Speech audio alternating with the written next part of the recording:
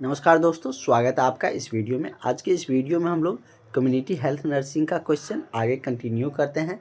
और जैसे कि हमने आपको बहाली को लेकर भी अपडेट बता दिए हैं, तो अब आप लोग पूरी तरीके से अपनी तैयारी में लग जाइए, क्योंकि उसमें एग्ज़ाम डेट, फॉर्म अप्लाई सारा कुछ डिटेल्स दे दिया गया है। हमने सारी डिटेल्स, सारी इन्फॉर्मेशन आपको बता दिए हैं। तो जो भी अभ्यर्थी अभी तक भी तैयारी में नहीं लगे थे, वो सारे अभ्यर्थी तैयारी में लग जाइए, क्योंकि आपको तैयारी करने का जो समय मिला है 2.5 से 3 महीना मिला है। तो इसमें इतने ही दिन में आपको पूरी सिलेबस को तैयार करना है। तो इतने समय में आप कैसे तैयार कर पाइएगा?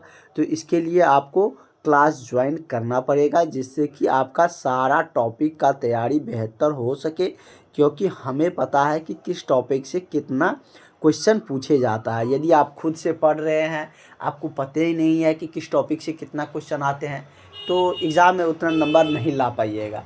क्योंकि आपको पता होना चाहिए किस टॉपिक से कितना क्वेश्चन आता है, कहाँ से ज़्यादा क्वेश्चन पूछे जाएंगे, कौन सा इजी टॉपिक है, किसको हमको ज़्यादा कवर करके जाना है। तो ये सारी चीज़ें आपको क्लास में ही बताए जाते हैं। इसलिए हम आपको बार बार कहते हैं कि क्लास में ज्वाइन हो जाइए। और अब आप लोग क्लास में ज्वाइन होने में बिल्कुल भी देर नहीं करें।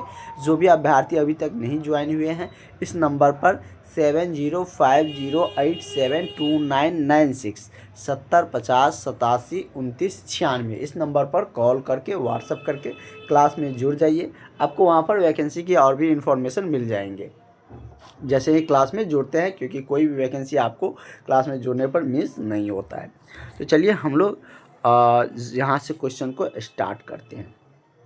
हमारा क्वेश्चन है कि निम्नलिखित में से यहाँ तक हम लोग क्वेश्चन कल किए थे, यहाँ से हम लोग कंटिन्यू करते हैं।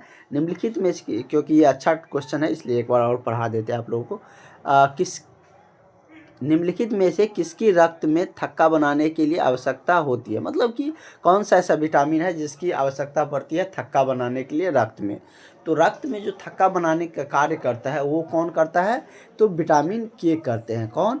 तो विटामिन के रक्त में थक्का बनाने का कार्य करता है। अगर हमारे शरीर में विटामिन के की ज़्यादा मात्रा हो जाएगी तो आदमी का डेथ निश्चित है। क्योंकि अगर रक्त का थक्का बन जाएगा तो कैसे आदमी ज़िंदा रह पाएगा? क्योंकि रक्त के संचालन से ही क्या होता है कि आदमी चल फिर पाते हैं, ज़िंदा भी रह पाते हैं। और उसके माध्यम से ही ऑक्सीजन एक जगह से दूसरी जगह तक भी पहुंचता है। तो ब्लड का सर्कुलेशन बहुत ज़रूरी है, क्योंकि आदमी जब मर जाते हैं तो तब देखते होंगे कि उसका शरीर ठंडा पड़ने लगता है, क्योंकि रक्त का संचालन नहीं होता है, जिससे ऊष्मा का उत्सर्जन नहीं होता, इसलिए शरीर क्या ठंडा पड़ने लगता है। इसलिए बहुत ज़्यादा मात्रा में विटामिन के की शरीर में होना ज़रूरी, मतलब कि आवश्यक नहीं है, लेकिन विटामिन के का रहना ज़रूरी है। नहीं तो अगर आप कटते हैं तो उस समय आपका ब्लड जमेगा ही नहीं, तब तो सारा खून निकल जाएगा। अगर थक्का नहीं बनेगा उस केस में। तो इसलिए विटामिन के क्या होता है? रक्त के थक्का बनाने के लिए जिम्मेदार होते हैं। क्या है पूरी डिटेल्स में हम आपको बता दिए। अगला क्वेश्चन है कि वह जनसंख्या जिसके स्वास्थ्य की देखभाल एक सामुदायिक स्वास्थ्य केंद्र करता है, वह जनसंख्या जिसके स्वास्थ्य की देखभाल, मतलब कि ये डायरेक्टली पूछ रहा है आपसे कि कितनी जनसंख्या पर सामुदायिक स्वास्थ्य केंद्र बनाया जाता है, जिसको आप लोग इंग्लिश में क्या बोलते हैं?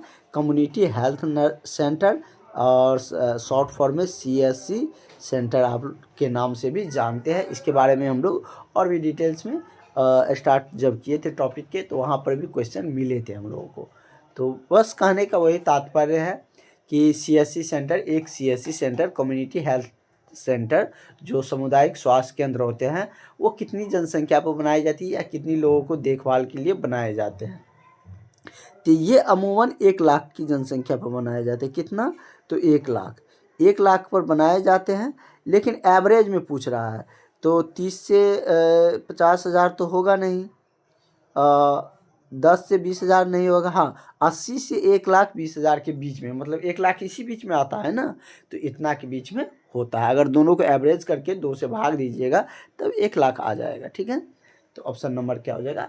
आपका डी करेक्ट आंसर हो जाएंगे। अगला है कि वह मच्छर, क्या कह रहा है? वह मच्छर जो पानी के अप्राकृतिक संग्रहों में पैदा होता है और प्राकृतिक संग्रह हमने कल भी डिटेल्स में बताए भी थे कि जैसे क्या कि एसी सब से जो पानी टपकता है वो सब क्या होता है, जम जाता है, मतलब एकत्रित हो जाता है, रेफ्रिजरेटर से भी निकलता है। ये सबसे क्या होता है कि जो पानी एक जगह संग्रहित होता है वो अप्राकृतिक रूप से संग्रहित होते हैं, जिसको कोई देखने वाला नहीं होता है, न तो उसको सफाई करने वाले से, जहाँ पर गिरता है वहीं पर मतलब कि इकट्ठा हो जाता है। इससे क्या होता है कि अगर वहाँ पर पानी ज़्यादा जमा हो जाता है अप्राकृतिक रूप से, तो उसमें मस्कीटो जो मच्छर है उसका पैदा मतलब कि ज़्यादा होती है, और वो बहुत ही का जानलेवा भी हो सकते हैं। इसलिए आप लोग शहर में मच्छरों से डेंगू मलेरिया ये सब जो होते हैं वो ज़्यादा होते हैं, आप देखते होंगे गांव के अपेक्षा। जबकि गांव में मच्छरों की संख्या शहर के अपेक्षा ज़्यादा होते हैं, लेकिन यहाँ पर कौन एडीज एनफ्लाई एनाफेलीज मच्छर ये सब शहरों में ज़्यादा होते हैं। लेकिन वो क्वेश्चन नहीं है हमारा। क्वेश्चन हमारा है कि वह मच्छर जो पानी के अप्राकृतिक संग्रह में पैदा होता है उसे कौन सा मच्छर कहता है, तो उसको एडेज मच्छर कहते हैं। कौन से? एडेज। जिससे क्या होते हैं, तो डेंगू बीमारी जो होती है वो एडेज मच्छर के काटने से ही होती है।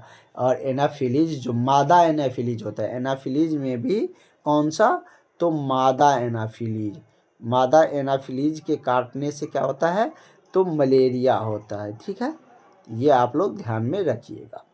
इसका करेक्ट आंसर आपका ऑप्शन नंबर सी हो जाएगा, एडीज मच्छर।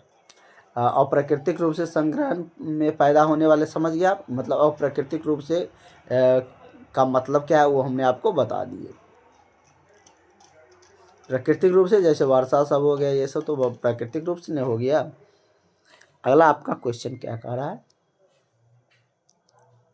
कि 5 से कम क्लिनिक में 2 साल के बच्चे का वजन तौला जाता है। कह रहा है कि 5 से कम की क्लिनिक में 2 साल के बच्चे का वजन तौला जाता है कितना, प्रति माह, एवरी मंथ, प्रत्येक 2 माह पर, प्रत्येक 3 माह पर, या इनमें से कोई नहीं। तो कितने माह पर 5 से कम क्लिनिक के जो 2 साल के बच्चे होते हैं उसका वजन तौला जाता है, तो ये आपका प्रति 2 माह पर उसका वजन क्या किया जाता है, तौला जाता है। और आप लोग बताइएगा जब शिशु जन्म लेते हैं तो उस समय उसका एवरेज वजन कितना होते हैं। ठीक है, इसका करेक्ट आंसर ऑप्शन नंबर क्या हो जाएगा, बी हो जाएगा। वो हमने आपको बता रखे हैं इसलिए पूछे हैं। जो क्वेश्चन बताए रहते हैं वही आपसे पूछते हैं। अगला है संधिपादों द्वारा रोग संचारण किया जाता है। तो संधिपाद जो ऑर्थोपोडा होती है करा है, ऑर्थोपोडा ट्रांसमिट्स डिजीज। तो ऑर्थोपोडा के द्वारा कौन सा डिजीज संचारण होता है, तो इसके द्वारा जैसे दिया है कि सीधे संपर्क द्वारा डायरेक्ट कांटेक्ट में भी, यांत्रिक मैकेनिकल कांटेक्ट से भी, बायोलॉजिकल ट्रांसमिशन से भी, इन सभी के द्वारा ऑर्थोपोडा से क्या होता है कि रोगों का संचार होता है। इसलिए करेक्ट आंसर आपका क्या हो जाएगा, ऑप्शन नंबर डी हो जाएगा, ऑल ऑफ दीज। ठीक है, करेक्ट आंसर आपका ये हो जाएगा। नेक्स्ट क्वेश्चन पे हम लोग चलते हैं। हमारा अगला क्वेश्चन क्या कह रहा है, ठीक है। तो हमारा अगला क्वेश्चन है प्रकाश को मापने की इकाई। तो प्रकाश को मापने की इकाई आप लोग जानते होंगे बहुत सारे लोग। किस यूनिट में उसको मापा जाता है, कह रहा है कि लाइट इज मेजर इन, तो ये भी आप लोग जानते हैं। खगोलीय पिंड भी प्रकाश की दूरी को मापते हैं। और उसके बाद यदि हम बात करें तो पारसेक भी क्या होता है, दूरी की प्रकाश की दूरी को उसमें भी मापा जाता है। तो इस तरीके से उनके मापने का ये सब क्या है, इकाई है। ठीक है, प्रकाश वर्ष भी हो गया, प्रकाश वर्ष भी दूरी की मापने का इकाई है। अगर प्रकाश वर्ष दे दिया रहेगा इसी ऑप्शन में तो आप कहिएगा यहाँ पर वर्ष लिखा हुआ है तो ये तो वर्ष मापने की इकाई होगा, नहीं, ये प्रकाश की दूरी को मापने का इकाई होता है। प्रकाश वर्ष हो गया, पारसेक हो गया, खगोलीय पिंड, तो खगोलीय तो जानते ही हैं, खगोल से भी दूरी को मापा जाता है। ये सब दूरी मापने की इकाई है, लेकिन ये सब भी आपके ऑप्शन में है ही नहीं। तो क्या दिया है? डेसिबल। डेसिबल हमने आपको बताए थे, ये शोर को मापा जाता है, ध्वनि को मापा जाता है कि कितना शोर हो रहा है, कितना शोरगुल हो रहा है, इन सब को डेसिबल में। कितना ध्वनि कोई गाड़ी उत्पन्न करता है, किसी एम्बुलेंस का ध्वनि कितना डेसिबल होता है, ये सब उसकी मापने की इकाई है। ध्वनि के मतलब कि फ्रीक्वेंसी हर्ट्ज में मापे जाते हैं, ये भी उसी का। कैलोरी आप लोग जानते होंगे कि जैसे कि विटामिन ये सब क्या होते हैं, कैलोरी के फॉर्म में आप लोग मेजर करते हैं। ये सब तो प्रकाश के मापने की इकाई है ही नहीं। ये देखिए फुट कैंडेला, तो ये क्या है? फुट, ये सब दूरी मापा जाता है ना, फुट, इंच, मीटर, ये सब क्या है? दूरी मापने का ही इकाई है। तो इस तरीके से प्रकाश का मापा जाएगा आपके ऑप्शन के अनुसार इसी में। किसे? तो फुट कैंडेला। अगर इसके अनुसार कोई और ऑप्शन फ्रेम करेंगे, अगर इसी के जगह पे, इन तीनों के जगह पर, एक जगह पे पारसेक रहता है, एक जगह पे खगोलीय दूरी रहते हैं, एक जगह पे प्रकाश वर्ष रहता है, एक जगह फुट कैंडेला रहता है, और ऑल, या यहाँ पर ऑल ऑफ दीज रहता है, तो ऑल ऑफ दीज मारते। तो अब किसी भी तरीके से इस पर क्वेश्चन आएंगे तो अब बना सकते हैं। तो इतना डिटेल्स में आपको कोई नहीं बताएगा, इतना तरीके से, क्योंकि किसी भी तरीके से क्वेश्चन पूछा जा सकता है। हमने आपको बता ही दिया है कि आपके एग्ज़ाम मल्टीपल शिफ्ट में होंगे, एक ही दिन तो होंगे नहीं। तो सब दिन सबका कोई मतलब कि अलग अलग डे में एग्ज़ाम होगा। अगर फर्स्ट डे में इस तरीके से क्वेश्चन आया तो दूसरे डे में आपको प्रकाश वर्ष दे देगा ऑप्शन में, दूसरे शिफ्ट में। ये तीसरे दिन क्या कहते हैं, पार्सेक दे देगा। तो इस तरीके से पूछा जाएगा। तो किस में कौन आएगा, इसलिए तो सब टाइप से आपको पढ़ के जाना पड़ेगा, नहीं तो वहाँ पर बनेगा नहीं। इसलिए आपको सारा चीज़ें बताते हुए चलते हैं। नेक्स्ट क्वेश्चन हम लोग देखते हैं। हमारा अगला क्वेश्चन है कि 1000 लीटर पानी के विसंक्रमित के लिए अच्छी किस्म की ब्लीचिंग पाउडर चाहिए। ब्लीचिंग पाउडर से क्या होता है? तो पानी को विसंक्रमित किया जाता है। कोई पानी अगर संक्रमित है, जिसको हम पेय के लिए नहीं यूज कर सकते हैं, तो उसमें हम लोग ब्लीचिंग पाउडर डालकर उसको क्या करते हैं? विसंक्रमित करते हैं। आप लोग कभी कभी तालाब, कुआं वगैरह में ब्लीचिंग पाउडर डालते हुए देखते होंगे, या डाले भी होंगे। बहुत सारे जो आप लोग कुछ समय पहले डालते होंगे, कुआं सब में डाला जाता था, अभी भी डाले जाते हैं। तो वही कह रहा है कि 1000 लीटर को विसंक्रमित करने के लिए अच्छी किस्म की ब्लीचिंग पाउडर कितना डालना चाहिए? 5.2 ग्राम, 3 ग्राम, 3.5 या 1.5 ग्राम। तो ये कितना दिया जाता है? ये 2.5 ग्राम। कितना? तो 2.5 ग्राम ब्लीचिंग पाउडर, अच्छे किस्म की ब्लीचिंग पाउडर 1000 लीटर पानी को विसंक्रमित करने के लिए आवश्यक है, उतना पर्याप्त है। ठीक है, उतना में वो क्या हो जाएगा? विसंक्रमित हो जाएगा। ठीक है, कोई दिक्कत? इतना डिटेल्स में हम आपको बताते हुए चलते हैं। अब आप लोगों की क्लासेज और भी अच्छे तरीके से होते हुए चलेंगे, क्योंकि अब आप लोगों को ज़्यादा अच्छा तरीके से, पूरे सिंसियर तरीके से पढ़ने की भी ज़रूरत है। तो आप लोग भी पूरी ध्यान से पढ़ें, तभी आपका सिलेक्शन हो पाएगा। ठीक है, कोई दिक्कत होते हैं तो आप लोगों को डॉट क्लास अब रखा जाएगा कुछ दिन बाद, इसके लिए आप लोग चिंता बिल्कुल भी नहीं करिएगा। अगला है कि गलत तरीके की मलमूत्र का निपटारा व्यवस्था से खतरा है। कह रहा है कि hazards of improper extractor disposal are, मतलब कि गलत तरीके का जो मलमूत्र का निपटारा होता है, उसकी व्यवस्था से क्या खतरा होंगे। मतलब कि जिस तरीके से मलमूत्र का निपटारा या उसका जो कह सकते हैं कि उसका तरीका होना चाहिए, ताकि पर्यावरण दूषित ना हो। अगर उस तरीके से नहीं हो रहा है, अगर गलत तरीके से उसका निपटारा हो रहा है, जैसे आप देखते होंगे कभी कभी आप कहीं कहीं किसी लोकल ट्रेन पर, अभी तो ये सब ठीक हो गया, पहले के सिचुएशन में ट्रेन सब में जो टॉयलेट रहते थे वो डायरेक्ट पटरी पे ही गिर जाते थे, तो वो सब गलत तरीके का ही निपटारा हुआ। गांव वगैरह में भी देखते होंगे कि मलमूत्र का जो त्याग होता है वो मतलब ऐसे ही सड़कों पे देखने को मिल जाते हैं, तो वो पर्यावरण को क्या करते हैं, दूषित करते हैं। वही कह रहा है कि गलत तरीके के मलमूत्र का निपटारा व्यवस्था से खतरा क्या चीज़ का हो सकता है। भूमि का प्रदूषण होगा, जल का प्रदूषण होगा, भोजन का, या ऑल ऑफ दीज। तो क्या होगा, आप सोच सकते हैं। तो ये सभी प्रदूषित होंगे। भूमि पे जाएंगे, भूमि भी प्रदूषित होंगे, जल में जाएगा, जल भी प्रदूषण होगा।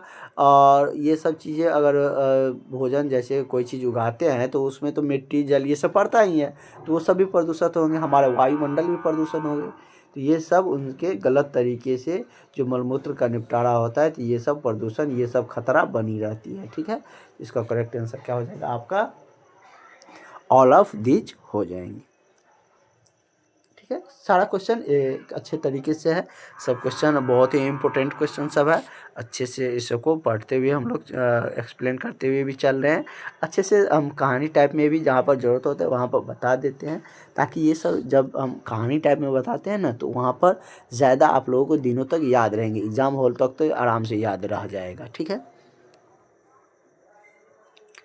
इसलिए कहते हैं क्लास अटेंड करा करिए। वैसे तो पीडीएफ सबको मिल चुका है जो क्लास ज्वाइन किए हैं, लेकिन क्लास अटेंड करना इसीलिए ज़रूरी है क्योंकि हम वहाँ पर बताते हैं। अगर आप खुद से पढ़ने जाइएगा तो आप 5 बार याद करिएगा, तब जाकर याद रहेगा भी, भूल भी जाइएगा। लेकिन क्लास किया रहता है तो वहाँ पर जब बताया जाता है डिटेल्स में, तो वो ज़्यादा दिनों तक याद रहता है, अगर एक बार फिर से आप उस नोट्स को पढ़ लेते हैं तो। अगला है कि महामारी जो देशों देश में या पूरे विश्व में फैल जाती है कहलाती है। एन एपिडेमिक मीन्स महामारी होता है, विच स्प्रेड्स मतलब फैलता है फ्रॉम कंट्री टू कंट्री, एक देश से दूसरे देश, और over the world, whole world is called. तो उसको क्या कहा जाता है, जो महामारी देशों देश, विदेशों विदेश कह सकते हैं, या पूरे विश्व में फैल जाएगा, उस महामारी को आप क्या कहते हैं, यही पूछ रहे हैं। जैसे क्या, इसका एग्जाम्पल क्या हम समझ सकते हैं। कोरोना तो हाल फिलहाल का हम लोगों का क्या है, उदाहरण है, क्योंकि वो भी देशों देश लगभग पूरे विश्व में फैल चुका था।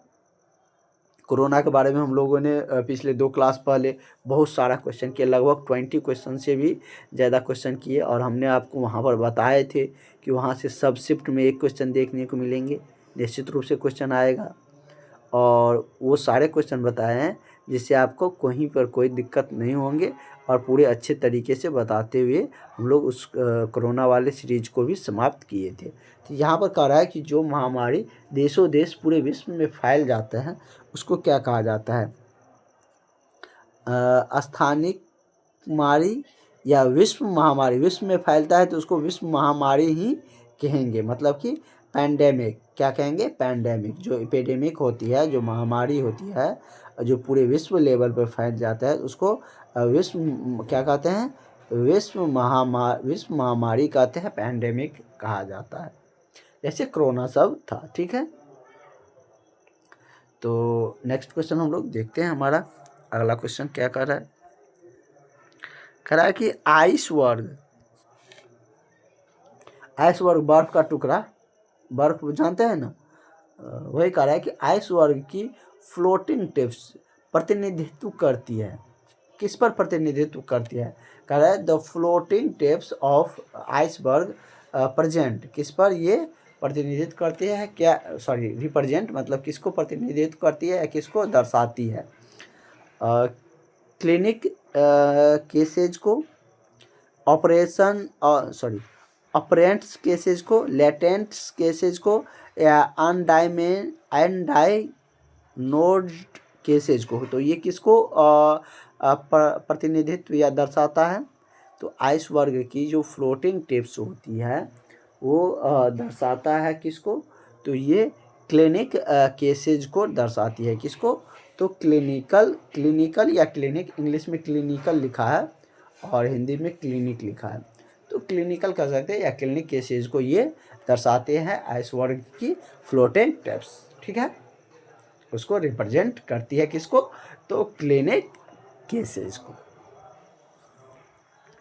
हमारा अगला क्वेश्चन है कि प्रतिरक्षा, क्या कर रहा है, प्रतिरक्षा जो अस्थि मज्जा, बोन मैरो, बोन मैरो किसको कर, जो हमारे स्पाइनल कॉर्ड है ना, जैसे हम लोग जिसके सहारे से खड़ा है, पीछे वाले जो होते हैं रीढ़ की जो स्पाइनल कॉर्ड ऐसे होते हैं,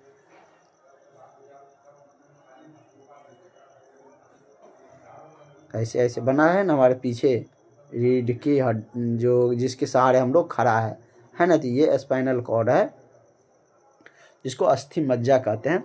करते प्रतिरक्षा जो अस्थि मज्जा व्युत्पन्न लिम्फोसाइट से आती है उसको क्या कहा जाता है, ह्यूमरल, ह्यूमेरल या सेलुलर या पैसिविक या हार्ड्स, तो उसको क्या कहा जाता है, तो उसे ह्यूमोरल, जो लिम्फोसाइट आती है वो कहाँ से आती है, तो ह्यूमोरल से, जो प्रतिरक्षा करती है जो अस्थि मज्जा में उत्पन्न लिम्फोसाइट से जो आती है वो क्या है, ह्यूमोरल। ठीक है, तो करेक्ट आंसर आपका ऑप्शन नंबर ए हो जाएगा।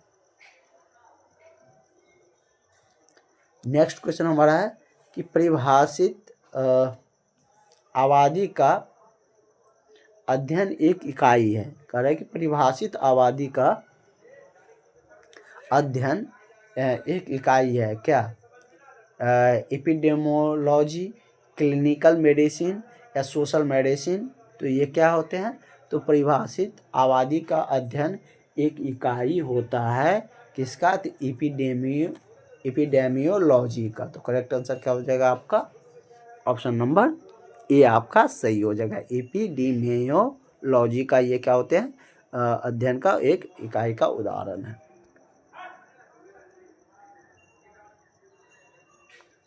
चलिए नेक्स्ट क्वेश्चन पर कह रहा है कि 5 वर्ष से कम क्लिनिकल के निशान में किस भाग से माँ की ज़रूरत को महसूस किया जाता है, बेस, सेंटर, साइड या एपेक्स से।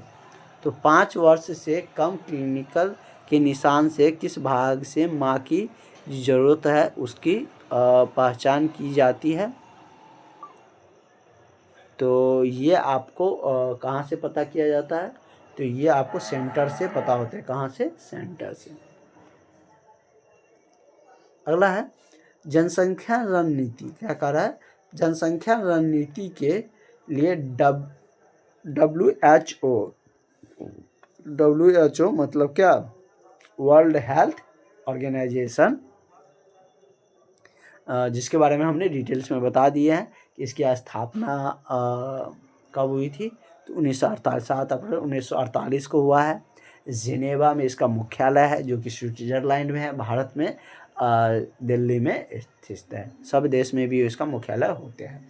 और हाल ही में इस बार पूछ सकता है क्योंकि अमेरिका ने WHO से बाहर होने का निर्णय लिया है, तो ये करेंट न्यूज़ है आप लोगों के लिए। तो ये क्वेश्चन निश्चित रूप से किसी न किसी शिफ्ट में पूछा जाएगा, कौन से देश ने WHO से बाहर होने का निर्णय लिया है। जो फंडिंग होती थी वो सब अमेरिका ने बंद करने का निर्णय लिए हैं।